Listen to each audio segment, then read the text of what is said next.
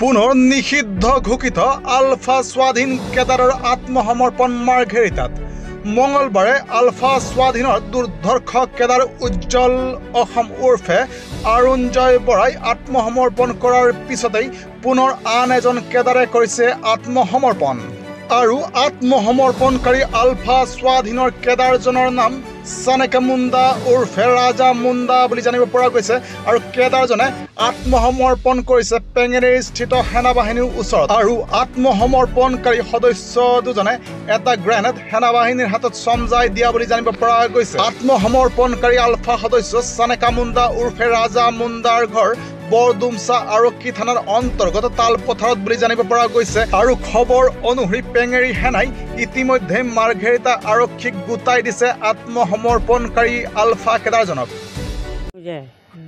কি কম আংকাল একেবাৰে সদায় কান্দি থাকোঁ। এতিয়া মনটো অলমান মুকলি লাগিছে, ভালেই লাগিছে। এনেকৈ বহু মতে থাকিব লাগে দেই। আৰু কি ক'ম মই হ'ব।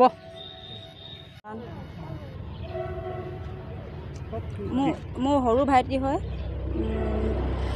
ইমান দিন আমি লগ দেখা নাই, পলাই গ'ল, ক'ত গ'ল বুলি ভাবিছিলোঁ। তাৰপাছত এতিয়াহে গম পাইছোঁ যে আহি চাৰেণ্ডাৰ হৈছে। বহুত ভাল লাগিছে, বহুত দিনৰ পৰা দেখা নাই। ল'ৰা ছোৱালীকেইটা দায়িত্ব আছে, ক'ত আছে বুলি সুধি থাকে।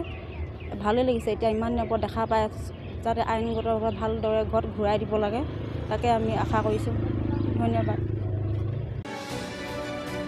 তিনিচুকীয়া ফিলবাৰীৰ পৰা মিথিল কমলাপুৰীৰ ৰিপৰ্ট, নিউজ টাইম 3।